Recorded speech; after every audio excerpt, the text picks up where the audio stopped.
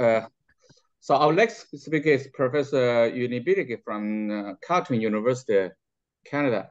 The title of his talk, which is Sheaves of AV-modules and projective varieties. Please, Yuly. Thank you very much, Xiamen, for the introduction, and I would like to thank the organizers of this conference for the invitation and for the possibility to speak here. So the talks so far were excellent. So my talk will be about Lie theory with a lot of geometric flavor. So let me start with the setting. So here we will consider irreducible affine variety and later projective variety of dimension n. And so the main objects will be the algebra of polynomial functions on the variety and the Lie algebra of vector fields on the variety, which is derivations of the commutative algebra of functions. And we're interested in representation theory of the Lie algebra of vector fields. And the first result is the theorem which is due to David Jordan. So this is 1986, that if X is a smooth affine variety, then the Lie algebra of vector fields is a simple infinite dimensional Lie algebra. And for some reason, this result is not as well known as it should be. So at least most textbooks on Lie theory do not have it, and that's a pity, I think. Now, this simple Lie algebra has a very different structure from finite dimensional simple Lie algebras. In particular, so if we take X to be a hyperelliptic curve, then this simple Lie algebra has no non-zero semi-simple or nilpotent elements. And so thus the structure theory of this Lie algebra is very different. And it's curious that so when we try to prove simplicity of Lie algebras or simplicity of modules for these Lie algebras, then one of the main tools to proving simplicity is Hilbert-Null-Sternsatz. So this means that this theory is very much a hybrid of commutative and non-commutative algebra. Now, so this Lie algebra has, the description of this Lie algebra is not a very simple one, because even as a module, it's not often a free a module, and but locally things look good. And in particular, we can talk about étale charts with uniformizing parameters, and the definition is so we have so commutative algebra has uniformizing parameters if these elements generate a ring of polynomial functions, and every element of the algebra is algebraic over these polynomial functions, and a derivation of this commutative algebra, polynomial algebra, extends to a derivation, but not of the commutative algebra A itself, but rather of its localization. And so then it happens that if we have a smooth affine variety, then in fact there is an atlas of these étale charts on this variety. And so locally, so locally, so if we consider derivations of the localized algebra, then it is a free module of rank n, and the Lie algebra that we're interested in is a subalgebra inside this localized kind of version of vector fields. All right, so I'll skip the construction of these étale charts, but they're very useful technically. Right? So next, I'd like to recall the definition of a Lie-Reinhardt pair. So because this pair, the algebra of functions and the Lie algebra vector fields indeed forms a Lie-Reinhardt pair. So in a Lie-Reinhardt pair, so we have a pair of a commutative algebra and a Lie algebra, and then some axioms are satisfied. In particular, V is a left A module. Then the commutative algebra is a module for the Lie algebra, where the Lie algebra acts as derivations. And finally, there is compatibility condition, which is a Leibniz rule. So in this talk, so the elements of a commutative algebra will be denoted by Latin letters, and by Greek letters, we will denote vector fields. Right. So suppose we have a Lie-Reinhardt pair. So then let's define an AV module. So what's an AV module? So M is an AV module if it admits the action of both the unital commutative algebra and the Lie algebra. And these two module structures are compatible, again, via Leibniz rule. Right. And so as examples, so A and V are both AV modules. So we can easily check that these axioms are satisfied. Now, so somehow through all the talks today, so there were mentions of tensor categories, and so I will stay with this tradition, right? So the category of AV modules is a tensor category, so because we can form tensor products over A, and there are dual objects, so by taking forms from M to A. And so in this way, so using these operations of the tensor category, we can construct something that is so a natural family of AV modules, which are called tensor modules. So we already have two tensor modules, A and V, and then we can construct the module of one form by taking the dual objects to vector fields, and starting from vector fields in one forms. So by using tensor products, we can construct PQ tensors, right? So if we take P copies of V and tensor with Q copies of omega 1, then we will get PQ tensors. So these are tensor models which have clear geometric interpretation. And further, it is possible to construct a functor from the category of rational finite dimensional GLN modules to the category of AV modules. And so there is a theorem due to Futorne, Nielsen, and myself that says that so if we look at this functor and take a simple finite dimensional GLN module, then the resulting tensor module will be irreducible as an AV module, right? So in the AV module category. So, however, if we look at this module as simply a V module, right? So then, so André Zaidan generalized the result of Isfahan Rao.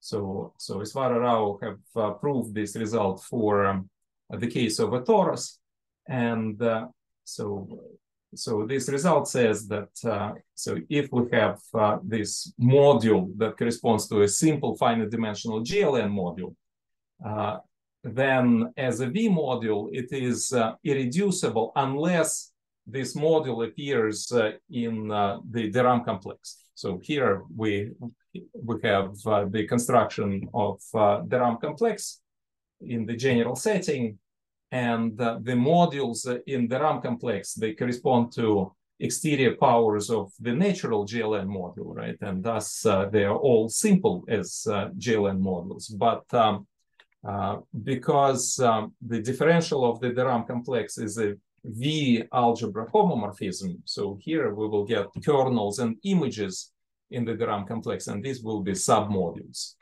And so thus, so we may get reducible V modules, but the de Rham differential is not a homomorphism of A module. So in AV module category, these modules are still simple. So other examples of AV modules is so these go back to the very beginning of this theory. So there is a pioneering paper by Alexei Rudakov, I think 1976, who started to study representations of Lie algebra vector fields on affine space. And so we can generalize this Rudakov's construction to a general variety in the following way. So we take a general affine variety, we take a point, and we consider a Lie algebra of vector fields or subalgebra vector fields that consists of vector fields that vanish at that point. And in that subalgebra, there is an ideal of vector fields vanishing at p to order greater or equal to 2. And if we take the quotient of this Lie algebra by this ideal, then the resulting algebra is GLN, where n is the dimension of the variety. And so now we can again take a GLN module, possibly finite dimensional, and then we can turn it into a module for V plus by postulating that vector fields vanishing to order greater or equal to 2 act trivially. And so then we can also consider the action of commutative algebra on this GLN module by evaluation at point P. And so then we can define the Rudakov module as the induced module, right? So we take the subalgebra of vector fields vanishing at point P and induce, so T became a module for the subalgebra, and then we induce to all vector fields. And so this is the construction of Rudakov module, right? And it turns out that the Rudakov module is an AV module. Right? So Alexei, in the original pioneering paper of Alexei Rudakov, so he looked at it only as a V module, but in fact, it is worthwhile to point out that this is a module in AV category. And so in particular, if we look at a module structure on the Rudakov module, then this module is not finitely generated, right? So the tensor modules that we looked at before, tensor modules have the property that as A modules, they're finitely generated, but Rudakov modules are somewhat opposite to this. So if we take any vector in the Rudakov module and consider a submodule generated by this vector, then in fact, the submodule, a submodule will be finite dimension. So A acts as raising operators in a way here. All right. And again, a theorem due to Futorna, Nielsen, and myself is that if we take a finite dimensional reducible GLN module, then the corresponding Rudakov module is a simple AV module. And again, a counterpart due to Andrei Zaidan is that if we look at the Rudakov module as a V module, then most of the time it remains simple as a V module. But again, there are exceptions that are coming from the dual de Rham complex, right? So now, so these modules may not be simple as V modules if we take exterior power of a co-natural representation, so or a dual natural representation. All right. So next, so let's talk about enveloping algebras. So we know that in Lie theory, the notion of enveloping algebra is very important. And if we look at Lie-Reinhardt pairs, then there are in fact two versions of an enveloping algebra. So there is a weak enveloping algebra and a strong enveloping algebra.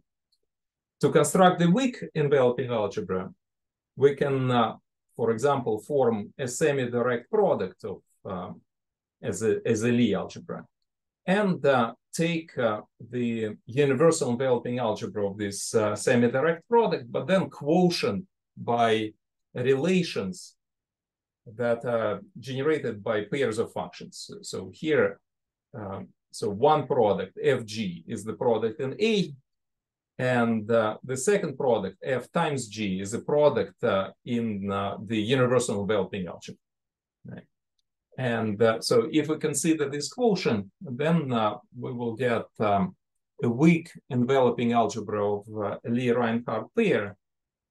And this associative algebra can be alternatively described as a smash product. So here V, so universal enveloping algebra of the Lie algebra of vector fields is a Hopf algebra. And A is a module for this Hopf algebra. And in Hopf theory, there is a construction of a smash product of Hopf algebra with this module. And as a vector space, so this is just the tensor product over K of commutative associative algebra with the universal enveloping algebra. So this is a weak enveloping algebra. And so we defined AV modules. So AV modules, so the category of AV modules is precisely the category of modules for this associative algebra. And in addition to the weak enveloping algebra, we also have a strong enveloping algebra. So for strong enveloping algebra, we take the weak enveloping algebra and quotient it further by imposing one more relation.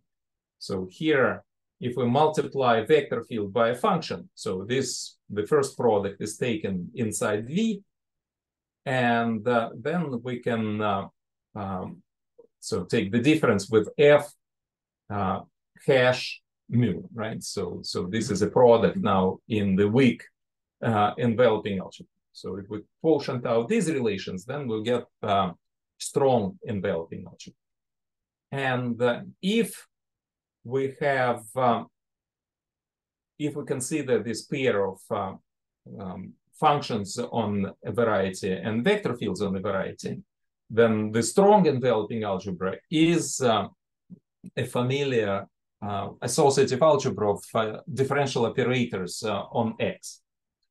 And so what we see from this discussion is that we see that every D module, right, so is automatically an AV module, but not vice versa, right? So in particular, if we take vector fields themselves, then vector fields is naturally an AV module, but it does not have a natural D module structure.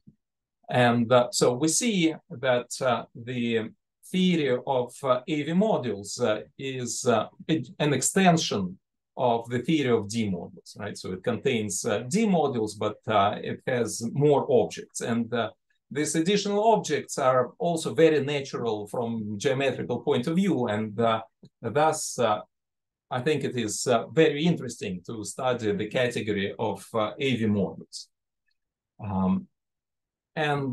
So for me personally, and there is another motivation why we want to study AV modules, and this goes back to several important classification results that were obtained, right? So the first classification result that I want to mention is the 2000 classification of Olivier Mathieu of simple weight modules for finite dimensional simple Lie algebras. And then, so later in our work with Slava Futorny, we established the classification of simple weight modules with finite dimensional weight spaces for Lie algebras of vector fields on the torus. And a few years ago, Dimitar Grancharov and Vera Serganova established a classification of simple weight modules with finite dimensional weight spaces for the Lie algebra of vector fields on a fine space. And what is interesting in all three classifications, the structure is that so every module is induced from a cuspidal module, right?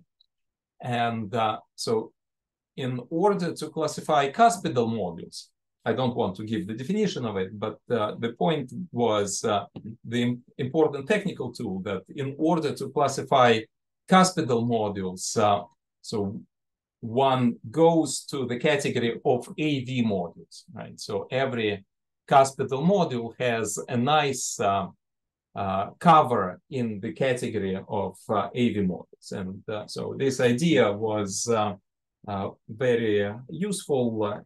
And so this gives us a motivation to study the category of AV modules in a more general setting.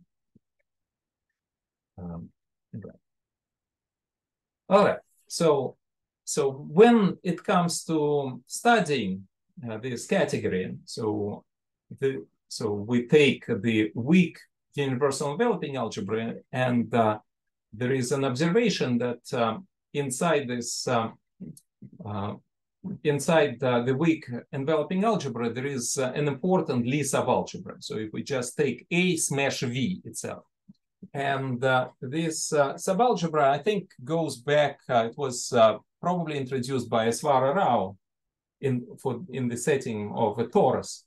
And so here is an explicit Lie bracket in this algebra. And again, for some reason, this Lie algebra was overlooked and was not studied classically, right? So in the 20th century. So, however, it's very important for the theory of AV modules. Right. And so also we want to point out that if we have a Lie-Reinhardt pair AV, then the pair A and A smash V is another Lie-Reinhardt pair. And the weak universal enveloping algebra for AV is isomorphic to the strong enveloping algebra for this new pair corresponding to A smash V. So let's look at important special case. So what happens when X is a fine space? So in this case, the algebra of functions is the algebra of polynomials, and there is a well-known description for the vector fields on a fine space. So here, so we will also need the Lie algebra of vector fields vanishing at the origin. All right, so this is, but so it's important here that we will not view L plus as a subalgebra at V at this point. So we just think that it's lives somewhere else. And so a theorem, so due to Colin, Ingalls, Amir, Nasser, and myself, is that for a fine space, this Lie algebra A smash V is isomorphic to a semi-direct product of V with A tensor with L plus, right? So where L plus is this vector fields vanishing at the origin. And I would like to point out that this isomorphism is very much non-trivial. So in particular, so there is inside A smash V, there is a copy of V, which is 1 smash V. But this V on the right-hand side is not that subalgebra. It's something else, right? So we have this non-trivial isomorphism, and as a consequence, so there is a theorem which is due to Ren-Kai Liu and Yao-Hui Shu, and also independently to us, that says that the weak universal enveloping algebra in the case of a fine space is isomorphic to the Lie algebra of differential operators on the fine space, or the Weil algebra, tensor product with universal enveloping algebra of L plus. Right. And so this allows us to construct AV modules, right? So for example, if we take a module for the while algebra and the module for L plus, then the tensor product of these two things will be an AV module. But in fact, we can classify AV modules on affine space, and we see that there are more, right? So the more general construction is like this. So we should take, so we can consider representations of L plus, so this Lie algebra of vector fields vanishing at the origin.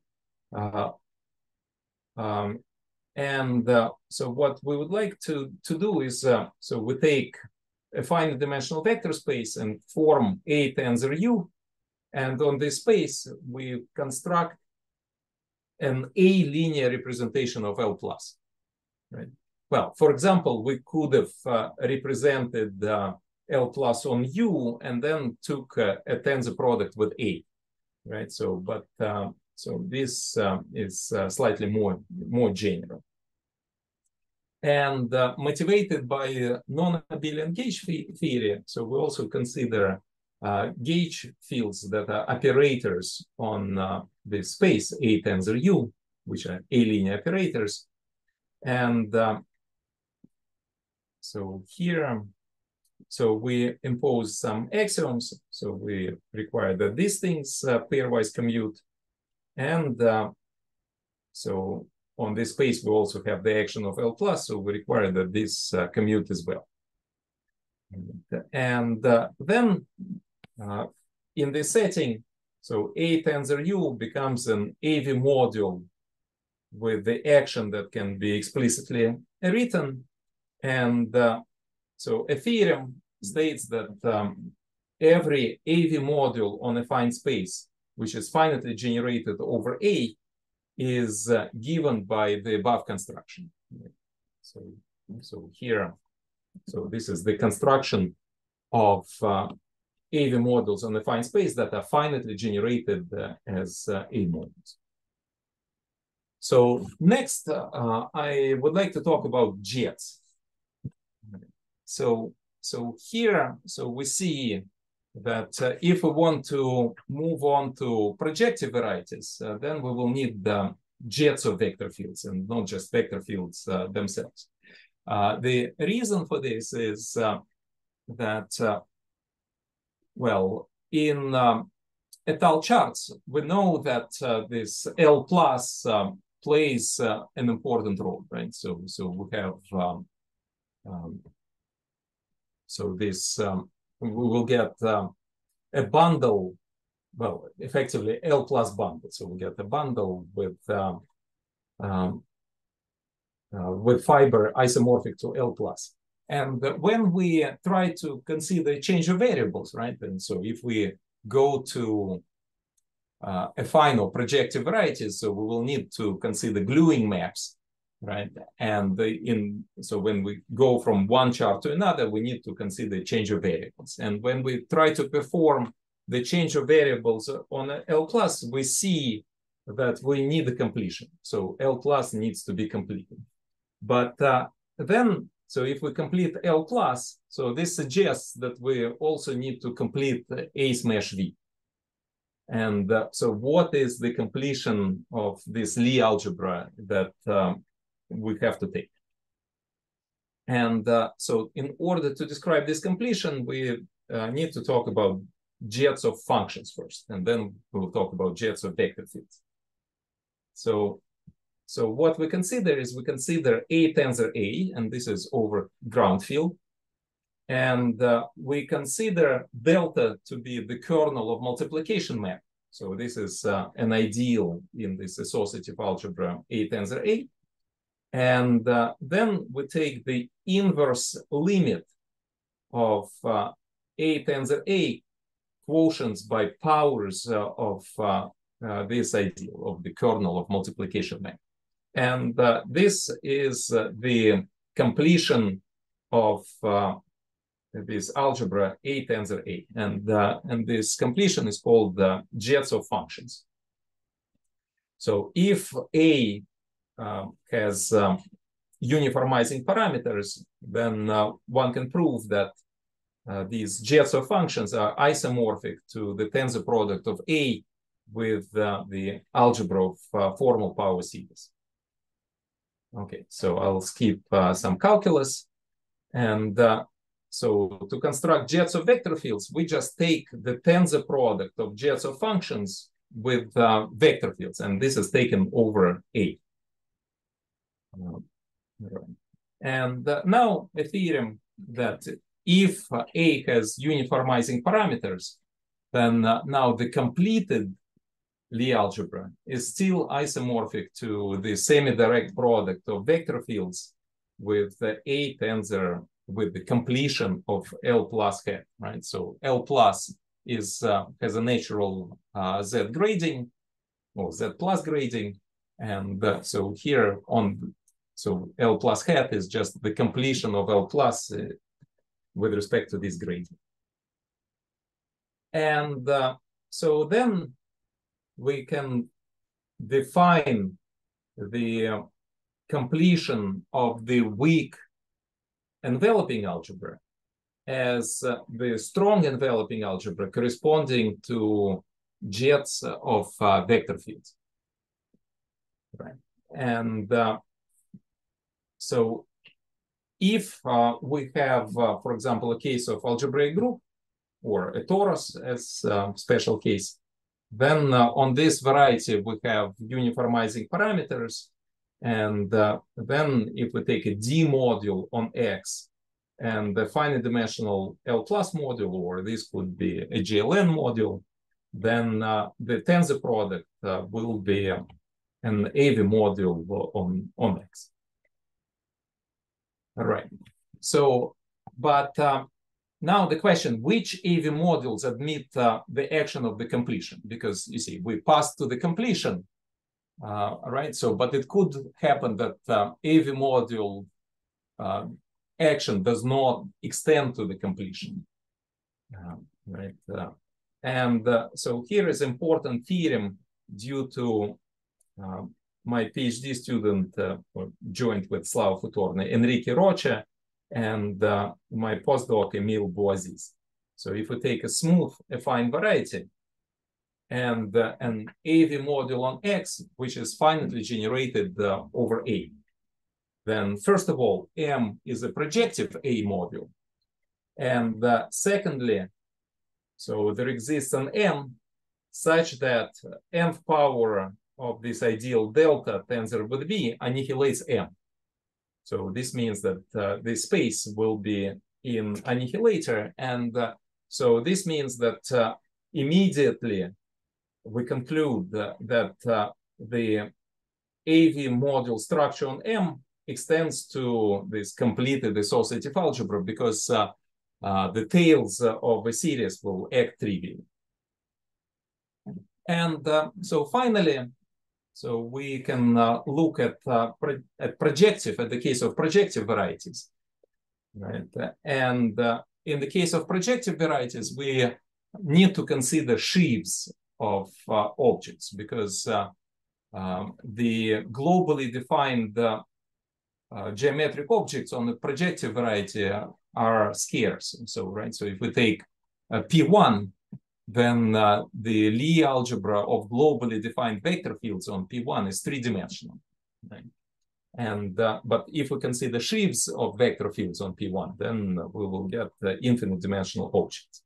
And now, so we have constructed a sheaf that governs representation theory of finitely generated AV models. Right? So here we have on each affine chart, we have this, we define this associative algebra, and then this associative algebra glues in a sheaf. So we obtain a sheaf of affine algebras on a projective space, and these affine algebras will govern the representation theory, right? So we will have sheaves of finitely generated AV modules.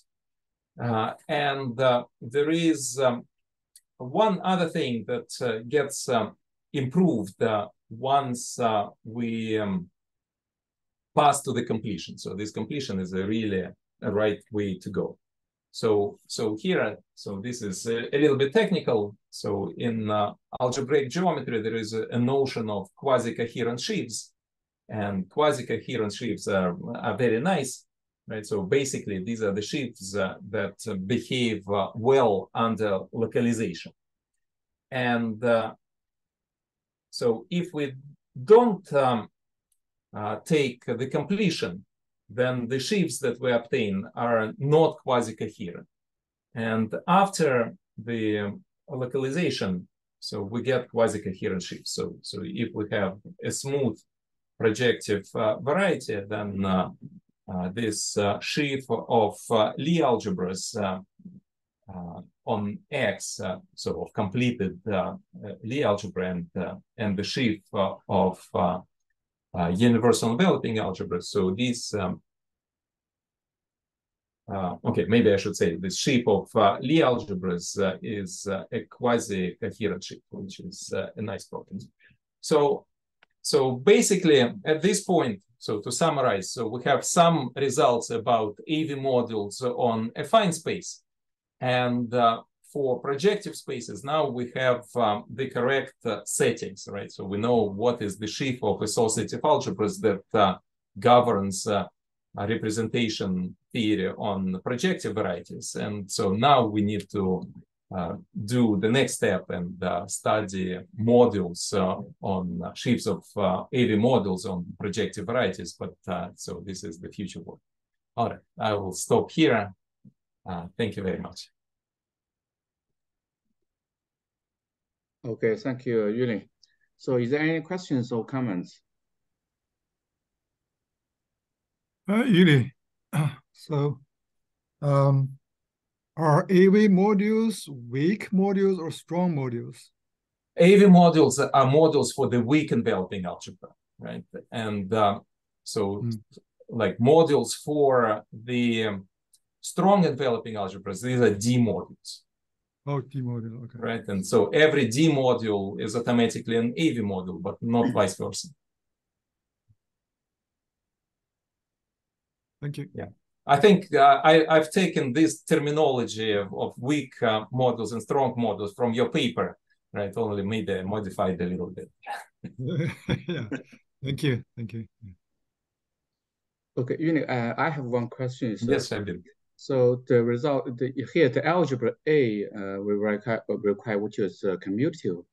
If we just to change the algebra A to be some kind of non-commutative associative algebra, so do we have some similar result or not? Good question. I did not think about it. So that's an interesting question, and I'm sure like a natural generalization. So there should be a quantum group version of this, right? So because there are things like this quantizations of commutative algebras and quantizations of universal enveloping algebras. So this so there is like obvious road to study this in quantum setting, but I have not done this. That's a very good proposal. Thank you, Xiamen. Okay. So is there any more questions? Okay, if no, so maybe we should thank Professor Yuly Billig again.